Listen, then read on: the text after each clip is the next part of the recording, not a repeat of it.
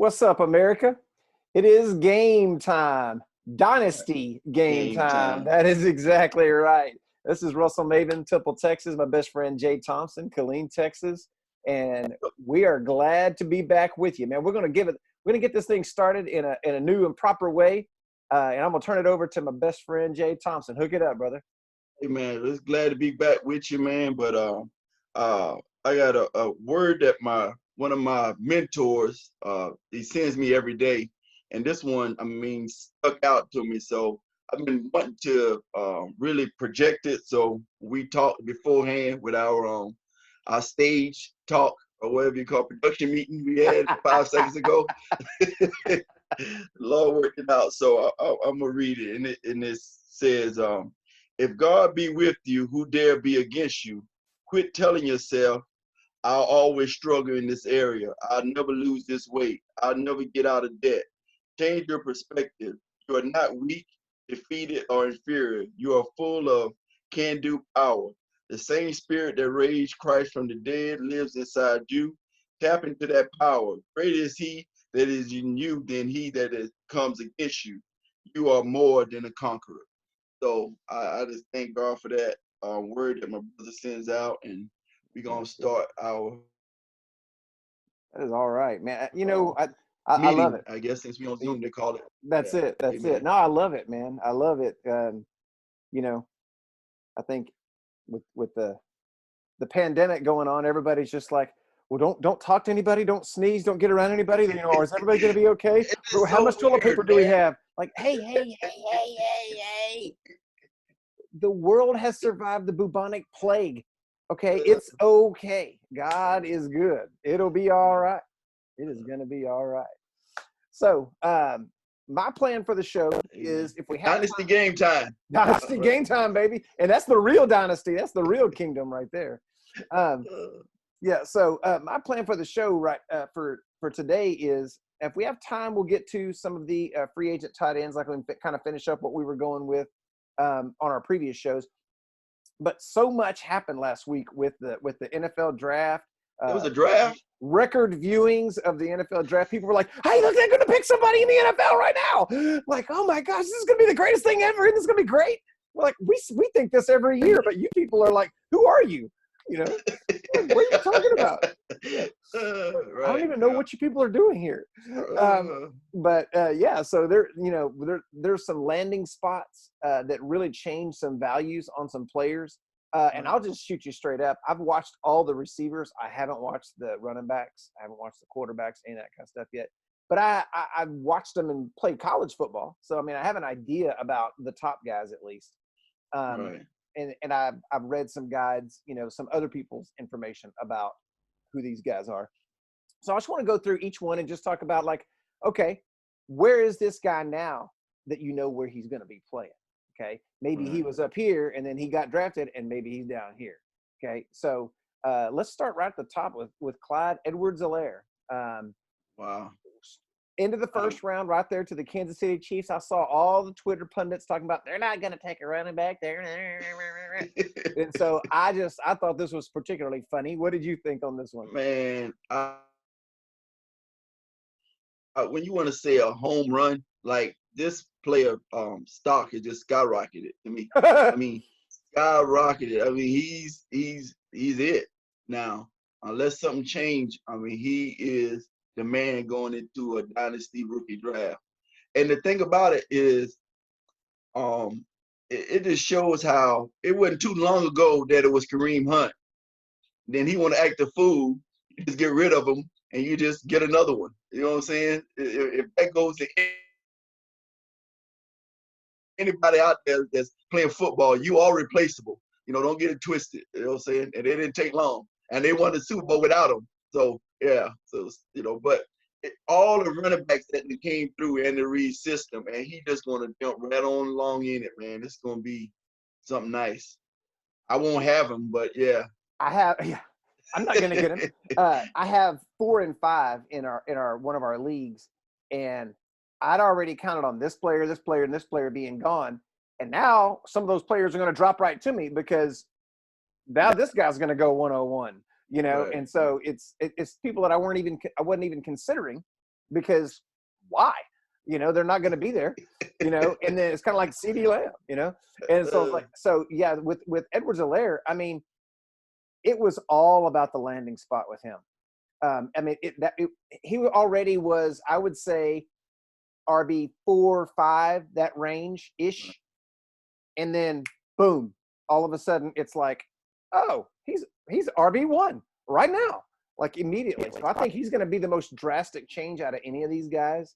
Right. But conversely, let's look at DeAndre Swift. All right, so DeAndre Swift ends up going at 35 to the Detroit Lions, and I had a younger cat that was talking to me about this, and he was like, "When was the last time that Detroit had a good running game?" I was like, "Barry Sanders," and they're like, "I know, but since then I mean, it's like Joyce Bell. I don't know. I mean, it's been that long." Right. So, do you think they're drafting a good running back changes that? Because Kerryon Johnson was supposed to be pretty good. I mean, what's up with that? Well, it's funny you say that, because what that does, not only does Swift is a good pick for them, but it just crushes, and I mean crush the people that had Johnson. I mean, the NFL just does not know what we're doing. They don't understand what we're trying to do. But I just think that the injuries, I think he's been on IR the last 2 seasons. They just fed up. They got to win.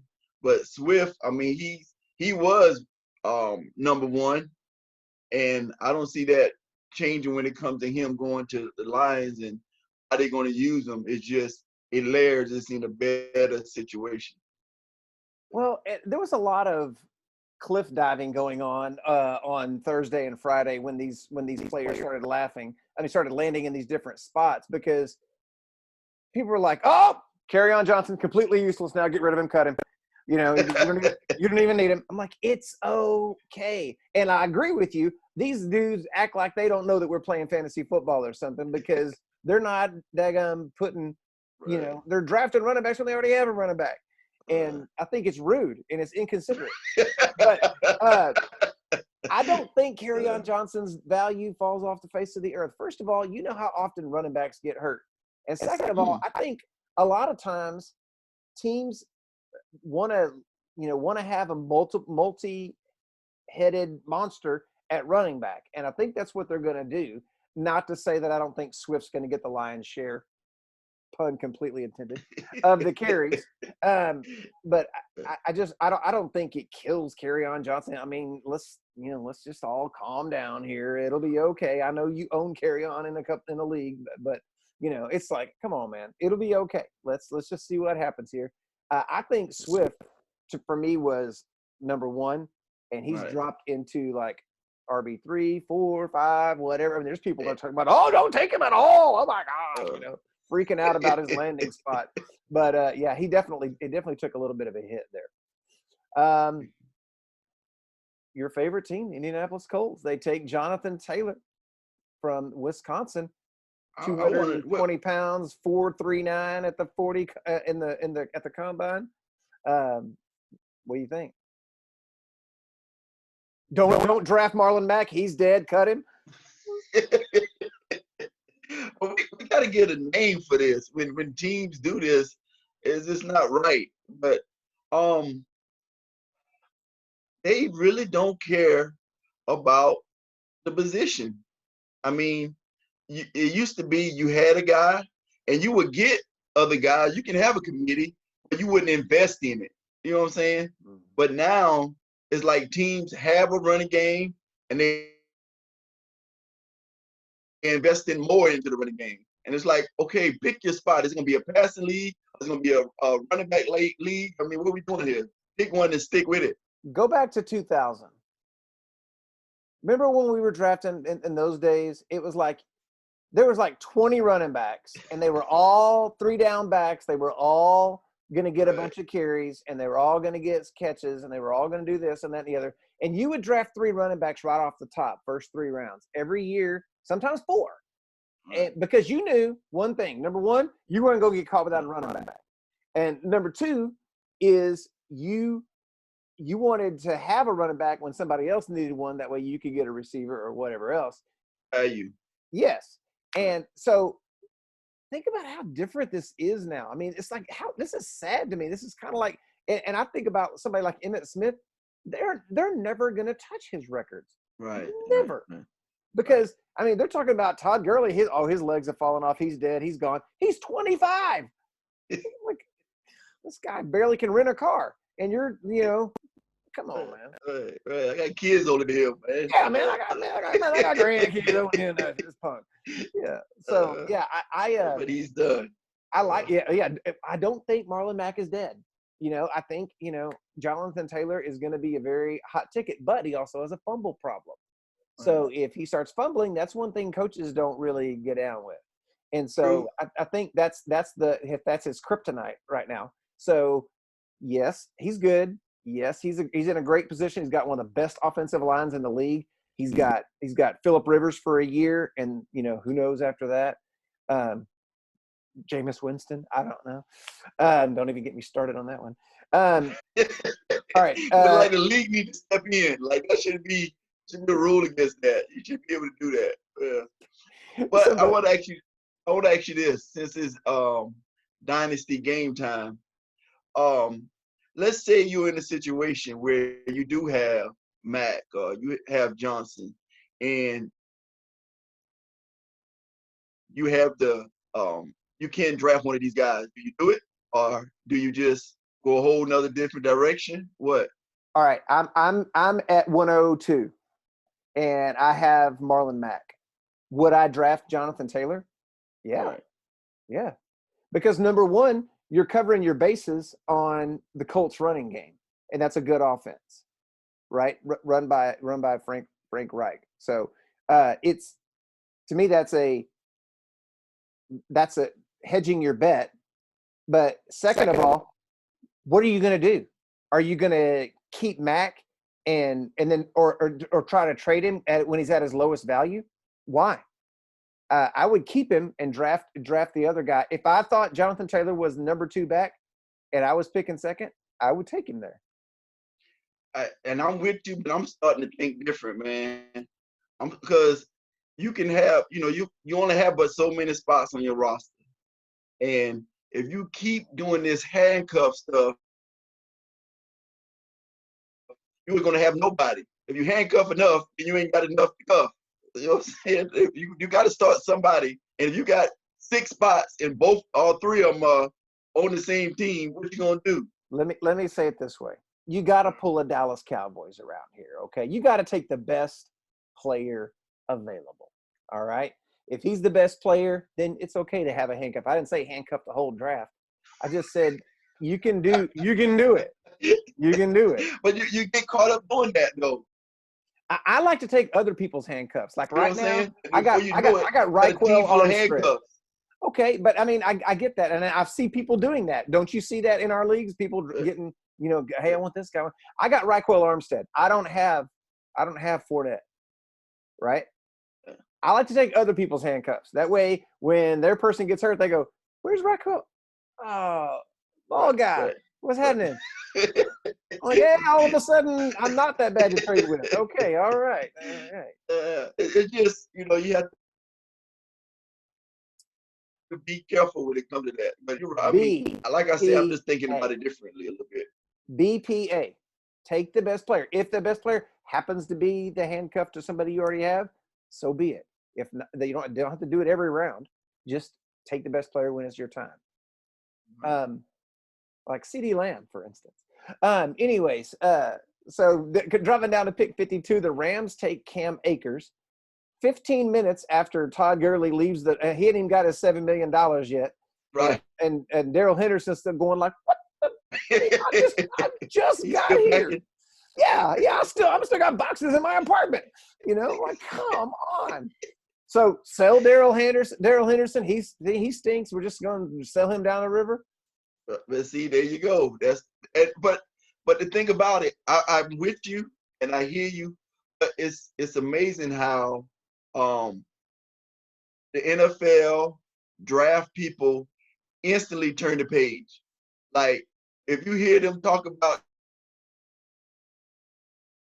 Henderson now, he sucks. You know what I'm saying? Like, well, he was a good player. Last year they was, man, he's this, he's that, he's this. Now they draft Akers. It's like, Henderson, he did have some, it was a 4.6, kind of thing. Like, all of a sudden you're nobody. All of a sudden it's a new, what's new? Last year, the Cowboys drafted Pollard, and they go, he was really good. He was just behind a really, really good player in this Darrell Henderson, And so, I mean, he's, he was good, but it wasn't quite that good. Now it's like, Pollard's like, oh, well, he's a gadget guy. He can do this and he can do that. And Henderson's like, yeah, you can cut him. He sucks. You just get him out of there. What the heck? What are you talking about? I thought for Akers, I thought his value shot up a little bit because I had, once again, I hadn't watched him yet. I did watch him for the Debbie draft last year, but I had him a little down, and then now it's like, oh well, hey, hello, Mr. Akers, it's nice to see you. I mean, all of a sudden it's like, oh, he's in the Rams offense. Oh, he's going to be Todd Gurley, all right, but which if he does 75% of Todd Gurley, everybody's dancing a jig. But yeah, I thought his value went way up in my mind. As far as what people were thinking. I think that landing spot was huge for him. It would surprise me if he's 102. Right. I mean, right. That much he's went up. Right. Because the thing was, in college, he just ain't had nobody blocking. Right. That's the narrative. About him. Yeah. That's what you're going to hear. Dropping down just a couple of picks to Baltimore. And it's always about. Well, one more thing about Akers. It's always good when you leave and the guy before you doing good. So Cook, exploding on the scene, all of a sudden, you get another Florida State back, look the same traits. You just figure you can just plug him in and do the same thing.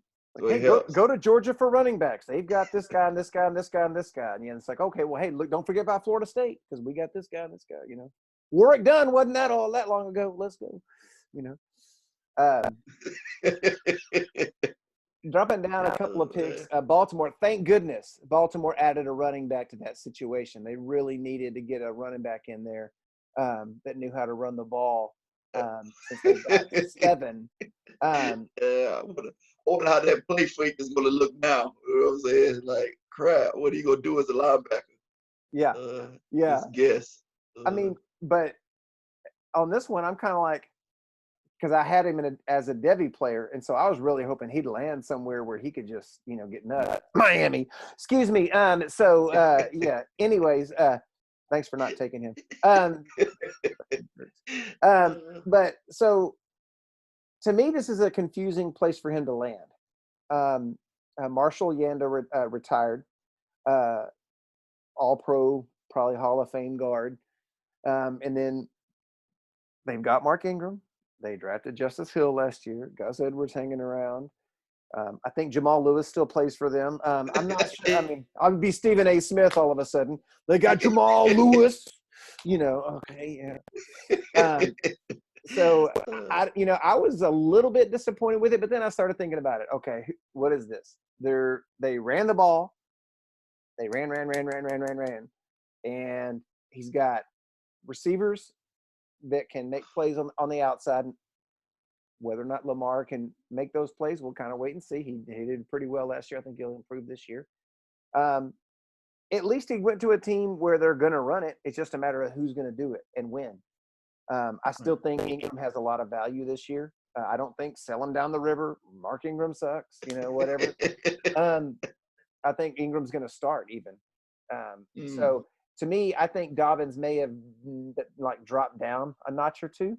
I had him way up there. I love this kid, man. I have a personal connection to him. My quarterback in high school coached him when he was in high school. So I got a connection to this kid. I drafted him in that Debbie league, and boom, he goes in the second round. I love it. And so I think he dropped down a little bit, but I think later on, as his career goes, I think his value will go up. I think he's going to start here and ascend.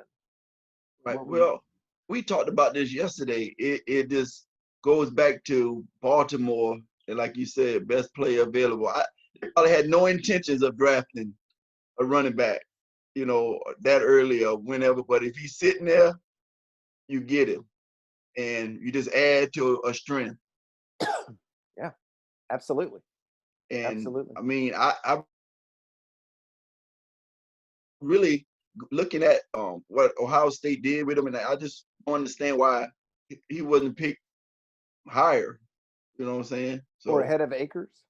ahead of some of these other guys, it just See, I wish Dobbins would have gone to the Rams and let Akers go to the Ravens.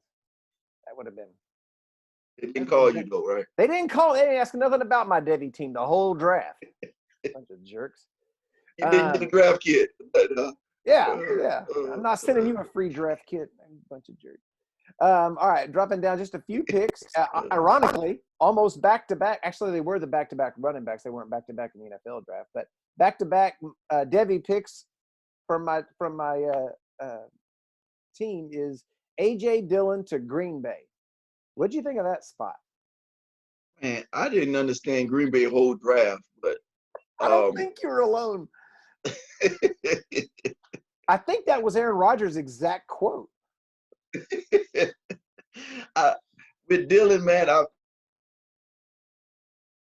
mean, we know he can be a touchdown guy, but I think where Dillon falls in at, if you one of those guys and you're in the first round and all these running backs are gone, and then some of these high class receivers go, and you just got to make a stab at them, and maybe they're gonna. I mean, did they re-sign Jones anyway? Yet? It's not time. Well, I mean, he was in 18, so this would have been the first offseason. After this year, he'll be the first time that he can get a contract after his third year. Yeah, so maybe this will be more of a indictment on Williams than Jones, But like you're saying, what are you gonna do? You're just gonna get rid of Jones? I don't think he supplants Jones, but it's enough to where it comes to touchdown. Because Jones was sneakily getting touchdown, like in the passing game, and so 19 of them. Yeah. Zeke hadn't scored 19 in the last 2 years. Yeah, man. So it's like, man, you scored too many touchdowns. Hold up. We got to get somebody else here to do that. We don't want you to do that. This is just such a LaFleur play right here because if you remember, LaFleur was calling the plays in Tennessee when Derrick Henry wasn't getting the ball. They were giving it to Dion Lewis. And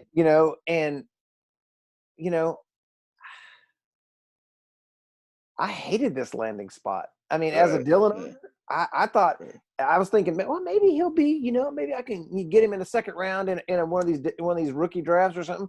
Man, I don't even know if I consider him right there. Right. I just hated this draft spot, and I really hate what Matt LaFleur is doing to the Green Bay Packers, man. I really feel like Rodgers is going to get really ticked off. I actually saw a burner like an Ian Rappaport fake account that said that Aaron Rodgers announced his retirement. And I was like, that's dirty right there, man. That's dirty. But I think Rodgers is going to be gone within a year. I think there's a power struggle going on there between those two. And I'm not on the Packers report or whatever their main website, on their scoop is. But I got a bad feeling about that. I think that team is gonna implode. And it's like, it's not the same. But when Jimmy Johnson came to Miami, and we were just throwing it all over. It was Marino. Whatever he wanted to do, if he wanted to pass 50 times, we passed the ball. And all of a sudden, Jimmy wanted to run the ball and play defense and do stuff we don't. You did have one of the greatest basketball players of all time playing running back. So let's get it straight. He actually rushed for 1,000 yards, man. Yeah, but and getting Dillon and really not going after receivers like they figured they needed to. It's like you're saying, it's like, you might want it to be done this way, but we're going to do it this way. And I'm the coach, and that's what we're going to do. And that's not always a good recipe. You don't automatically just cater to the quarterback, but I mean, you kind of need him. He's kind of good. If you got a first ballot Hall of Famer, you might want to listen a little bit. I don't know, man. I've heard people describe Aaron Rodgers. They say, the difference between Aaron Rodgers and Jay Cutler? Like Aaron Rodgers is good at football. But basically saying they're both kind of jerks, and Oh man. and they're both Yeah. kind of hard to get along with, but one of them just good, so you just put up with it, And so I don't think Matt LaFleur is going for that, and I really feel like that team is going to go down the tubes here because of it, and it's really going to break my heart as a Cowboy fan. See Green Bay struggle like that. So, anyways, a couple picks later, the Redskins go Antonio Gibson. Do you have him listed as a wide receiver or a running back? Because they announced him as a wide receiver. Oh well, I had him as a running back. That's what he was on my list as a running back. Dom, our buddy, told me to watch him as a Right. when I was talking about him on my receiver board, and I was like, okay, well, why'd you tell me to watch a running back for my wide receiver board?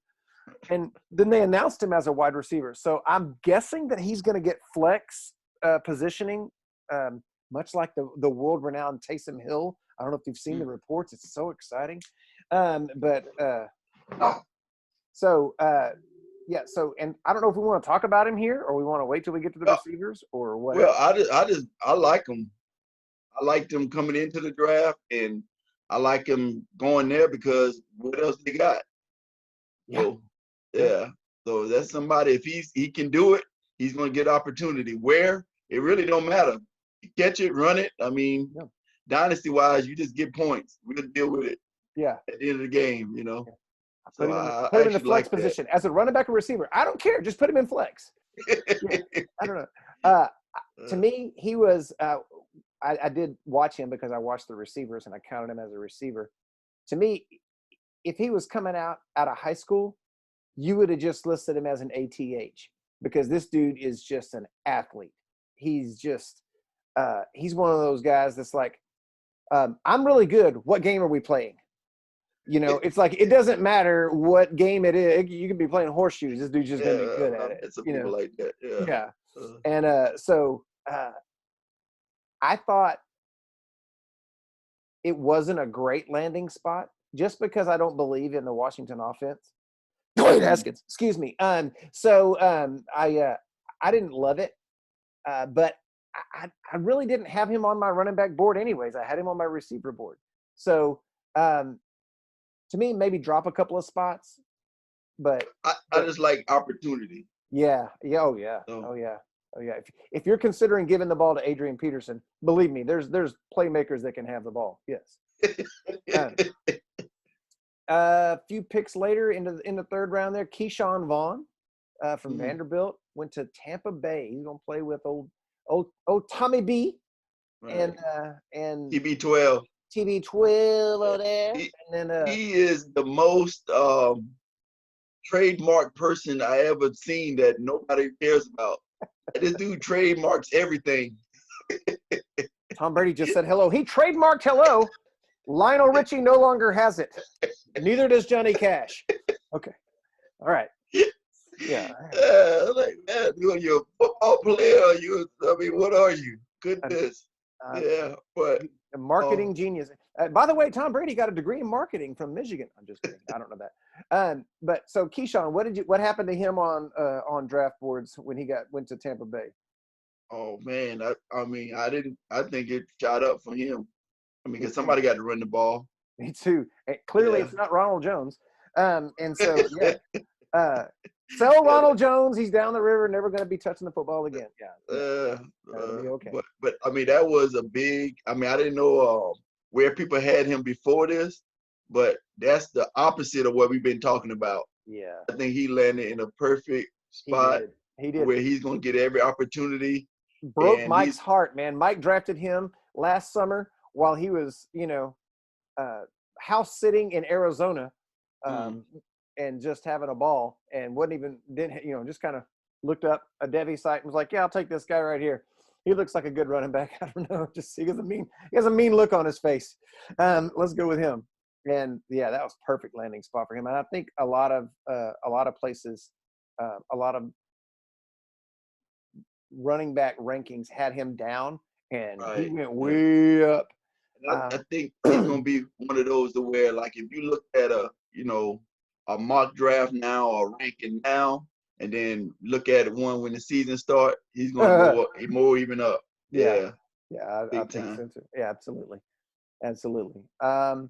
Polarizing guy, anyways. But 86, the Bills took Zach Moss out of Utah. To me, he was a. I hear this dude's going to be awesome, and I hear this guy can't break a tackle. You know what I mean? And so I was just gonna say that. I hear it all on this guy. Right. Haven't watched him just yet, but do you like that landing spot there with Devin Singletary in Buffalo? I like it. Should we sell Devin Singletary down the river?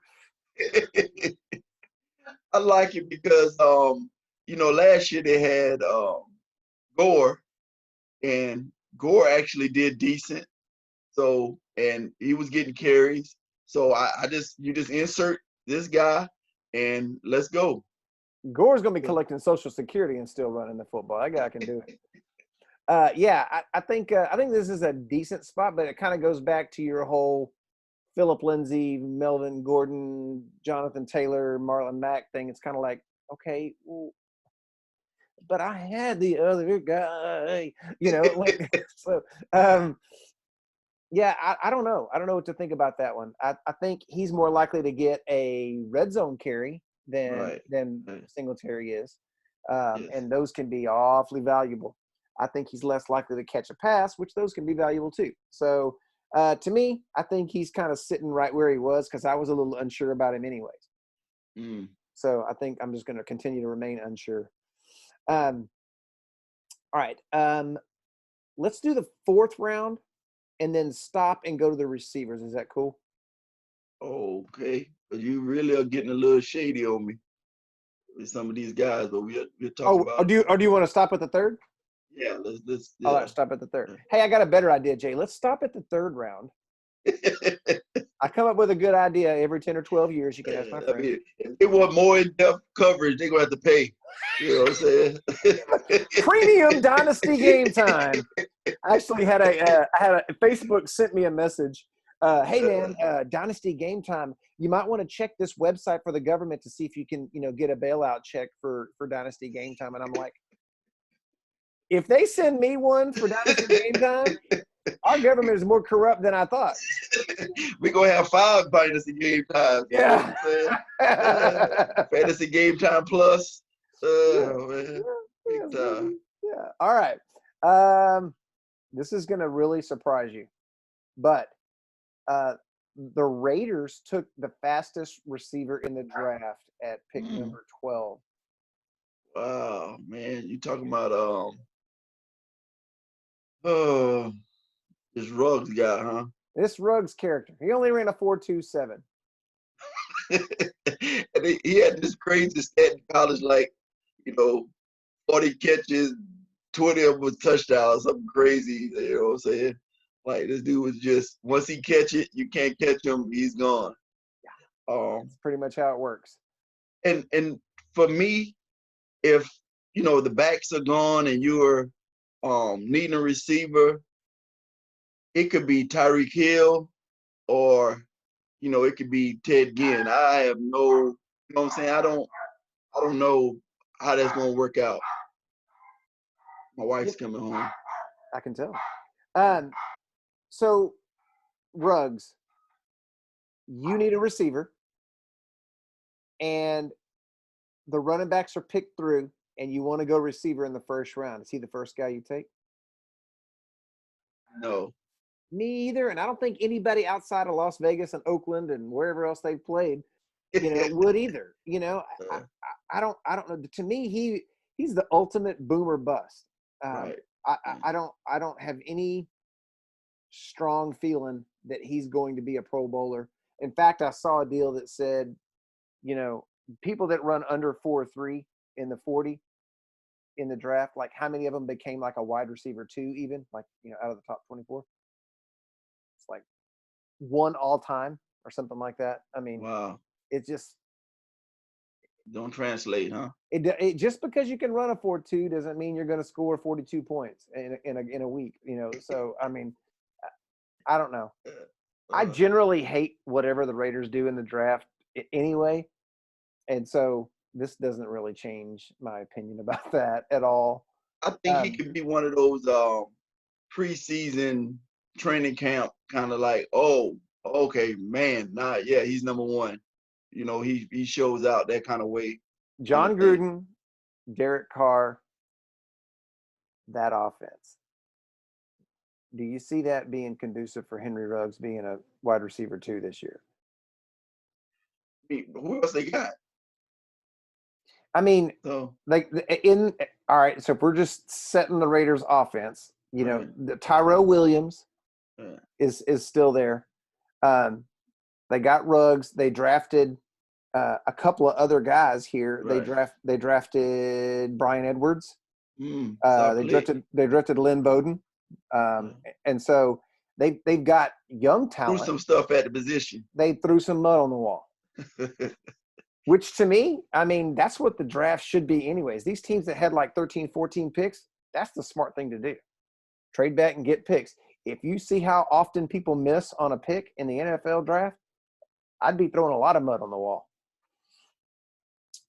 So Ruggs, to me, I think in general, in dynasty circles, his value went up a little bit, but not for me. I put him on my board where I'm probably not going to get him.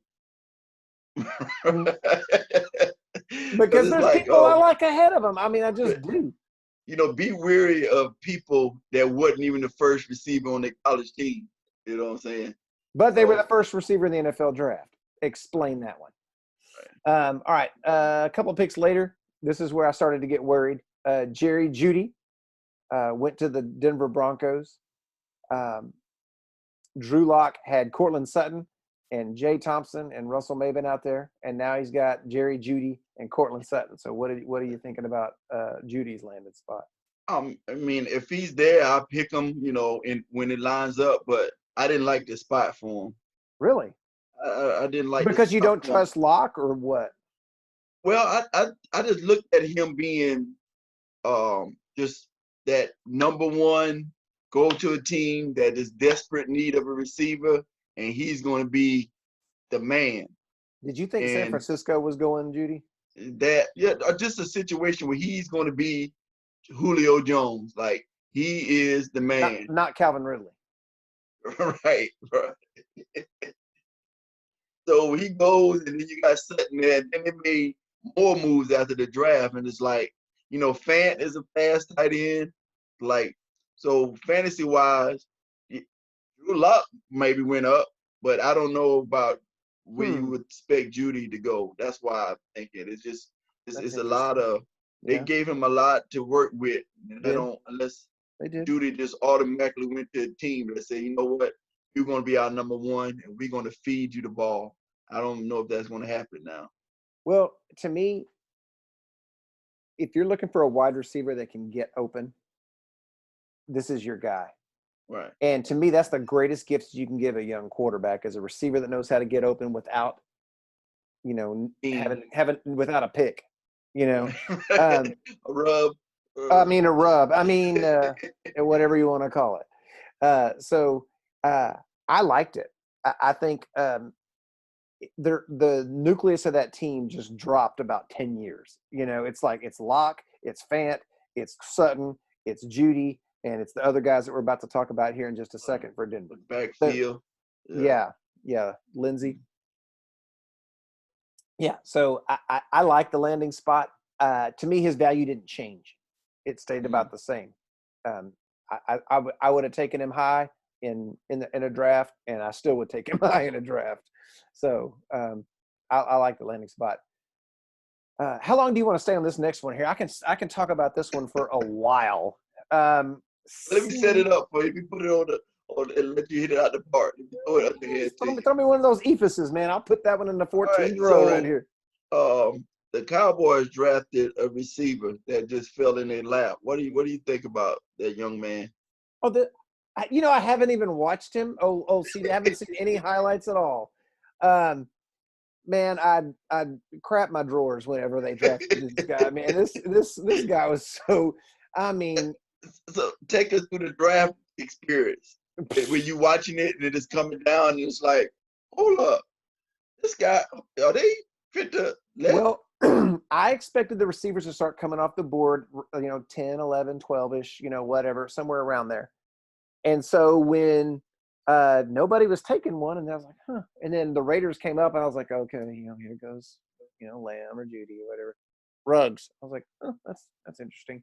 But I still felt like Denver would go a receiver, and I thought San Francisco would. And so San Francisco went defensive line, and I was like, and all our little circle started talking about, oh, what if CeeDee Lamb or Judy are still sitting there at 17? Do you take those instead of a defensive player? And I'm like, yes, you take the best player available. You definitely do that. And so when Judy went, I was like, well, Atlanta's probably, they're going to take him. Surely they're going to take him. And then Atlanta took a corner that we didn't even want. So I was like, that's lovely.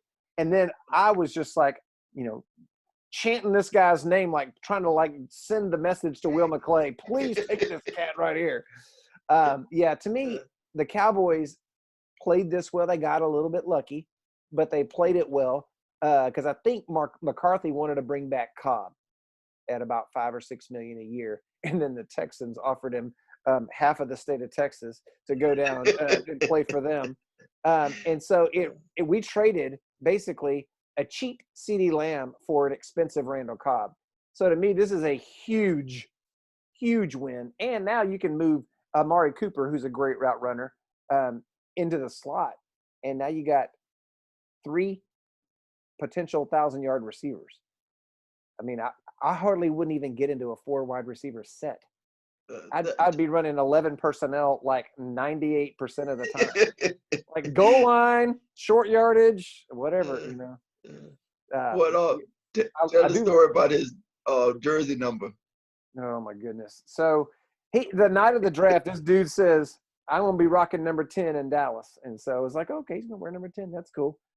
And the same night, like almost simultaneously, they're interviewing Jerry Jones about CeeDee Lamb. And he goes, I had a teammate at the University of Arkansas, 1964 national championship team. His name was Jerry Lamb, and he wore number 88. And I just can't wait to see another Lamb wearing number 88 running down that field for the Dallas Cowboys. And, man, I'm sure the message got to him, and he's probably like, what? But Jerry must have got him on a Zoom call or something because he changed his mind, and then today they announced he's wearing 88. It wasn't funny. A shock. You go to NFL.com, you got Lamb 88. Like, oh, Russell was right. Yeah. I mean, Jerry, if you don't hold your own phone, you can say what somebody's going to wear. I mean, yeah, man. Hey, hold that phone right there. I'm fixing to talk. Jerry could sell ice to an Eskimo, man. I mean, this guy, it's amazing. Anyways, I could talk about this guy for a long time, but I love the landing spot. To me, his value was already up here, but then it went up a little bit more. Okay, so you have him first receiver off the board? I live in Texas, and I play fantasy football with Cowboy fans. So what league do you think that I would play in where he's not going to be the first wide receiver off the board? All right, that's the question. Fantasy game time. I think in most of the country, it'll be Judy or Lamb. But where I live, with the people I play with, it's going to be Lamb. Just let you know. I thought that was a good landing spot, and I think it's going to be one of them when we look back on this in 3 years, and grade it. It's like, why did y'all let him lay there till the 17th pick? What are y'all, stupid or something? Yeah. I know the Cowboys got lucky. They did, but they got lucky. But that doesn't mean that you take the luck. So a lot of times the Cowboys will, before. And I'm not even starting this conversation.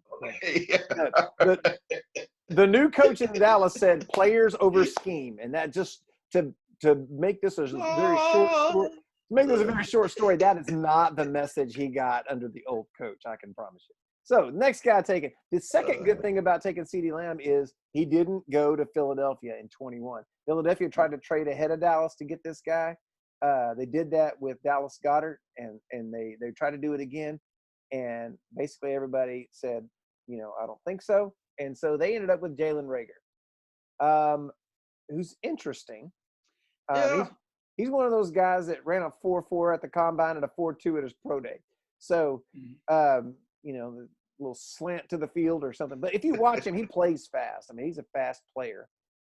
Did Debbie draft him last year? So I'd already had some familiarity with him. But talented athlete. Right. I like that player.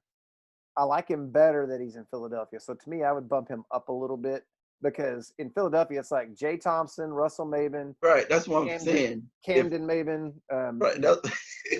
But that's why I go back to Jared Duty. Now, if they would have moved up and got like Jared Duty and he was in Philly, then it's like he would have been the first one off the board. It's like, over kind of thing. But they weren't able to move, and maybe the situation that we in, and you're not able to talk like you normally can talk in the draft. I'm not making excuses. They got the guy. That's who they're going to go with. They got Jalen Rager. That's who they got. I actually was surprised, and I'm with you. I would bump him up because it's a need, and they need. There's nobody else to do it. Yeah, they didn't have anybody else to do it. But I really thought it would be Jefferson. I did too. I thought the fan base wanted. He fills a lot of roles. That makes it even better. That's the third good thing. They didn't get the player they wanted anyway. I love it. Maybe they'll throw some batteries at this cat. I don't know. So the next one is Justin Jefferson in Minnesota. And once again, it's a little hardcore, but you take a disgruntled, expensive receiver, you move him over here, and then you bring in a cheap, talented guy, probably more talented than the guy that just left. I mean, I love this. I love the landing spot. Like you said, I thought it was going to be Philly, which I'd even love more. But I don't know that I don't like this even better because you already have an established receiver over here in Philly. You got nothing, Right, and you've seen it. You know what I'm saying? You've seen it work. So if you can't, it's risky when you do it with a draft pick, but if you can just put that in that spot, like your chess pieces, it would, you would want to get them. And don't forget, they drafted Laquan Treadwell, just FYI, these same people. Oh man! But I like it. I do too. I think I already had him way up there, but he's staying up there. I wasn't moving him anywhere. 49ers, I think a little surprisingly traded back up. They didn't have any like mid-round picks at all, and I don't know how they traded up. I don't even know what they used, but they traded up from 31 to take Brandon Ayuk at pick 25, playing for Herm Edwards at Arizona State. How'd that one grab you? To me, I thought that was a little bit of a surprise as far as how early he went.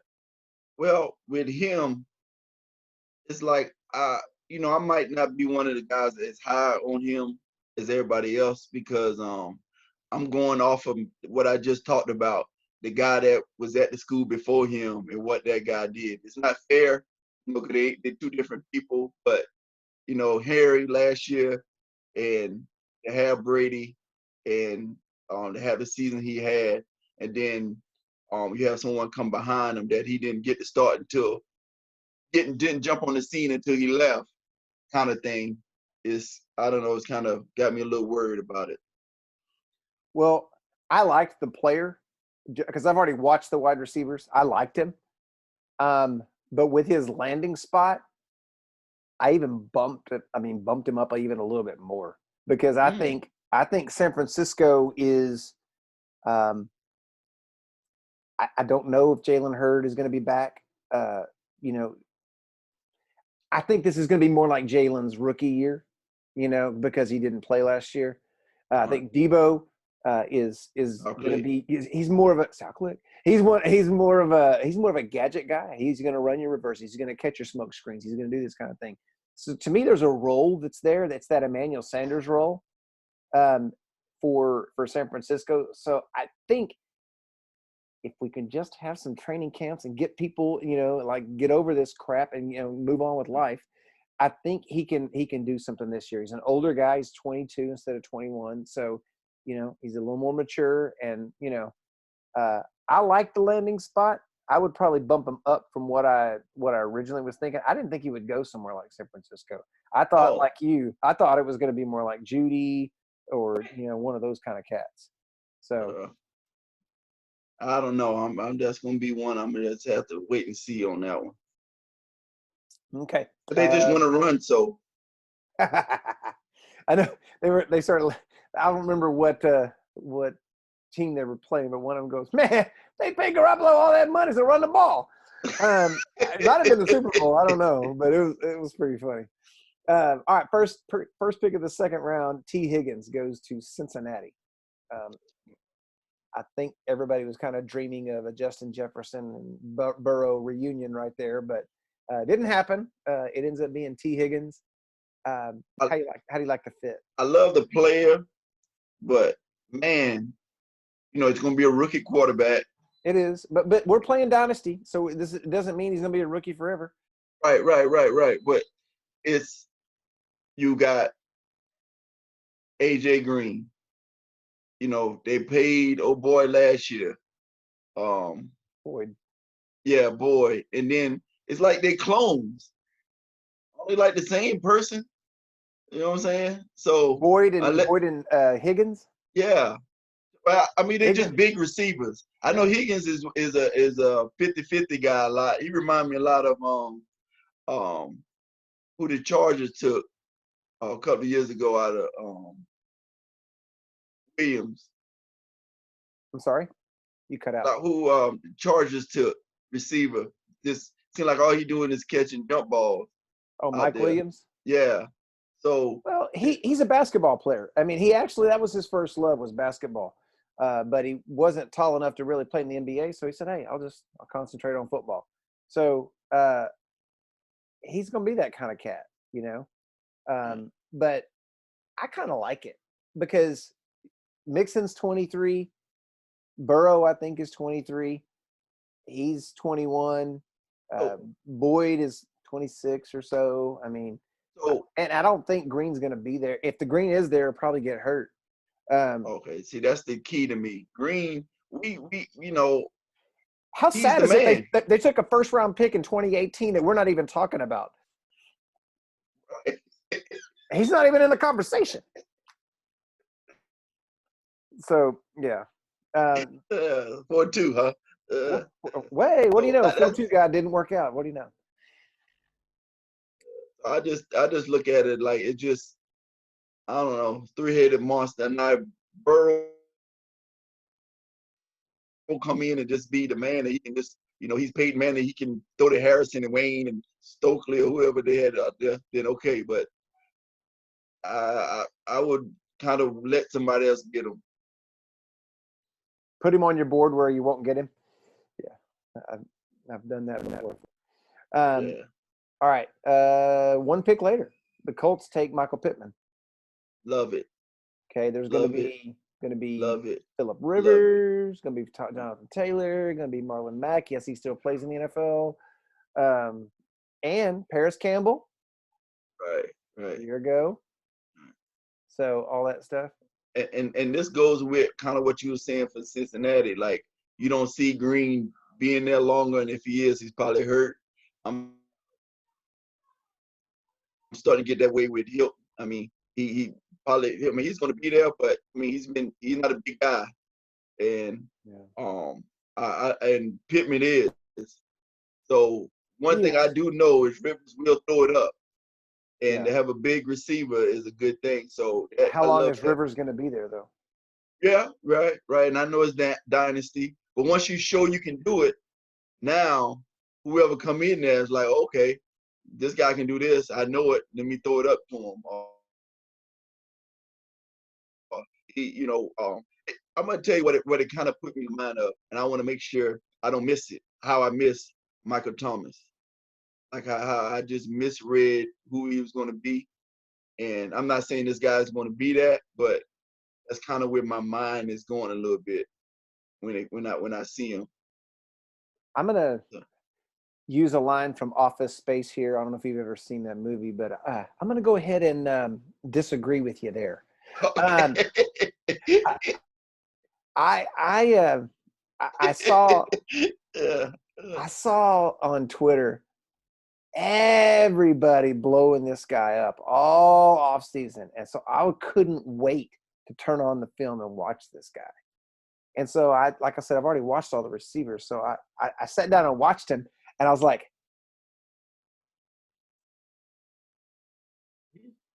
just a regular what? cracker. Yeah, like this ain't no special cracker. This is just a regular cracker. You just hadn't had one in so long. You know, you wiping the top of your mouth. Yeah, like no. Like I didn't get it. Like like we start talking about some of these guys like, oh, CeeDee Lamb, he's really athletic and after the catch, and Jerry Jeudy then running these routes and he's getting open, and Henry Ruggs is blazing fast and he can turn a slant into it. It's like I watched Michael Pittman. I'm like, how many plays am I going to watch before I watch this guy score a touchdown? I'm like, do you understand the object of the game? Like, what are you doing? So I didn't get it. So for me, his value went up, but it doesn't matter because he's like T. Higgins was for you. That's how this guy is for me. I'm gonna put him on my board where I'm not gonna get him. I'll tell you that. I mean, if he's laying around in the 4th round or something like that, I might throw a pick at him. But I don't.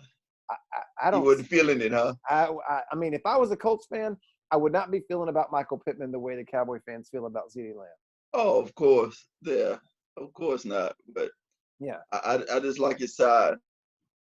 Oh yeah. Oh, he's got size for days. Yeah, that's what he's got. He's got that. Just don't expect any like broken tackles or plays or anything like that. Speaking of broken tackles, a couple of picks later, the Jacksonville Jaguars take Laviska Shenault from Colorado. Kind of a jack of all trades, run the little wildcat and this and that. And when I see those guys, Lynn Bowden and these kind of guys, I'm like, okay, who you running the wildcat against? I mean, if you're running the wildcat against Dayton and you're scoring, okay, that's one that, but Laviska Shenault, like, it's like, okay, we're going to put him in there to run short yardage wildcat. And he runs wildcat and like blows past USC and runs, 80 yards for a touchdown. It's like, oh, and he's the same size as Ezekiel Elliott. Oh, okay, all right. You stealing my thunder, man. Yeah. And then I love it. And then he's going to Jacksonville where there's 2 young receivers there that have never cracked 800 yards. I'm like, oh, okay. Yeah. Laviska Shenault. Like I said, I wouldn't have been able to pronounce his name a year ago, but you know what? Yeah. Visca. And I'm glad you the one saying his name because, yeah. But I see. You're black. I mean, come on. Shenault, huh? Yeah. So LSJ. LSJ. There you go. All right. Yeah. There you go. You started it. Yeah. Did you trademark that? I mean, hashtag LSJ. Be careful, Tom Brady might be listening. You know what I'm saying? All of a sudden, there's 2 guys in black suits at my door. Mr. Brady would like to talk to you. What? I'm on my yacht. Yeah. Oh man, but I see Debo and AJ Brown with what I see if they can use him that way, kind of like you said, gadget. And he one thing I would say about him is he wasn't healthy, but yet still he performed at the Senior Bowl and stuff like that, at the combine. But when a lot of people wouldn't have, and it brought his stock down because he was good, like you said, right. He was 1st round talent. So you said good, huh? Good. Bring it down. Yeah, I like him a lot, and the landing spot. So I can work with that. That might jump up a little bit for me. Yeah, me too. Yeah, I already had him up, but I bumped him up a little bit too. Couple of picks later, Denver said, you know what? We need to add some more playmakers to this team besides Jerry Jeudy. Let's go ahead and get some more guys in here. So KJ Hamler from Penn State, the little guy. Right. Another ultra fast guy. I think he was sub 4.3. I mean, he's fast. What'd you think about this one?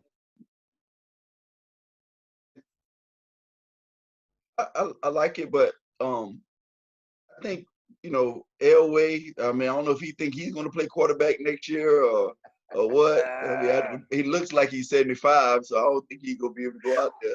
He looks rough, bro. Like, if you look at Montana and some of those, Montana's way older. He's drafted in 79. I'm like, Marino. He looks way, Marino looks better. Aikman, I mean, no, Aikman's looking old too now. Aikman looks like his head's like gotten like swollen up. I mean, he looks bad, but not as bad as Elway. Elway, I mean, he's always been those horse teeth and everything. I mean, he retired and turned 50 like the next day. I'm telling you, man. Good. 65. Yeah. Yeah, but I think that, that whole division is saying, you know what? We tired of trying to do defense to stop the Chiefs. You know what I'm saying? Forget about it. You know what? Just we can't stop them. How about we try to score with these son of a guns? We just go for the trip. So yeah. So the Raiders throw a bunch of receivers. You got Denver running around here getting 9 receivers. So yeah, it's like, you know what? We just gonna be the what was it, the Big 12. Big 12, man. Big 12. We don't play no defense. We ain't got time for that defense crap. Or the WAC back in the day. Oh, the WAC. I remember the WAC. I love the WAC. BYU, let's go. Yeah, man. 65-60. No overtime or nothing. Yeah, no. KJ Hamler. So I see him as sort of a Jakeem Grant. So if you would take Jakeem Grant in the second round, then take this guy in the second round. But, to me, he's too light. I said the same thing about Deshaun Jackson. He's still playing. But I don't have a feeling that he's going to stay healthy. And so he worries me. And so I don't think he's a big help to Drew Lock. Like you're saying, Drew Lock's stock is going up. I don't think he's the one that helps. I think it's Judy. I'm not feeling this guy. Well, I know a couple of draft dudes I listened to, they kept saying, this dude's fast and he looks fast and we've seen him fast, but when has he run a 40? Like,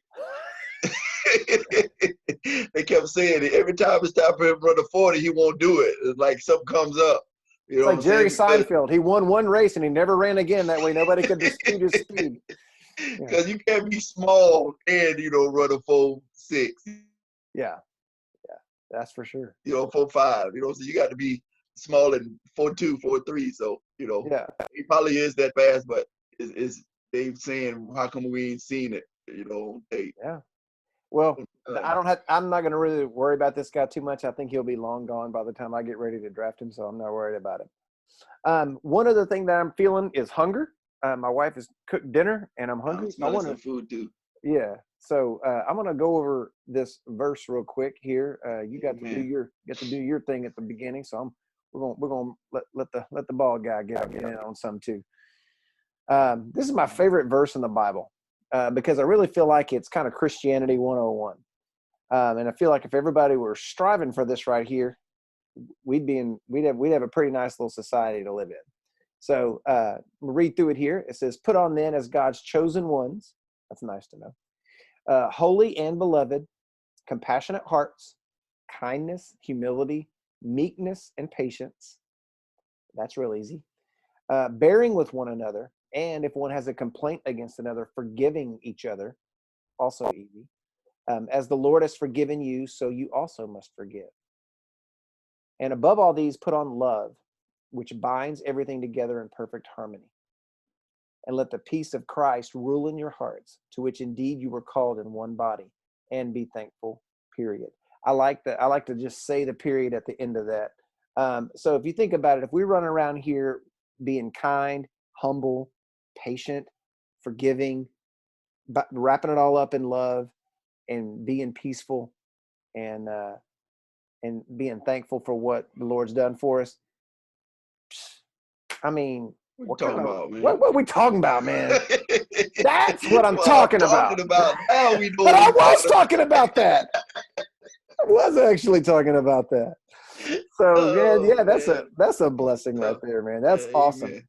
That's awesome. So if you Love want it, to, man. there's a couple of good little verses right after that too, if y'all want to check that out. So that's going to wrap up Dynasty Game Time for today. We can pick up the receivers and go through the quarterbacks and whatever else on the next show. So I want to thank my best friend Jaye Thompson. I mean, this was pretty good. It wasn't as good as the phone call we had yesterday. I think we had a good time on that phone call. But yeah, Appreciate you, man. this has been good, man. Love you, bro. Glad to do this again. Any final thoughts? No, y'all just take care, be safe, and we have some football before you know it, man. That's it, man. Because me and Jay, you know what we do? We love football. We just love Jesus more. That's it. Amen. All right. Peace and blessings. Peace.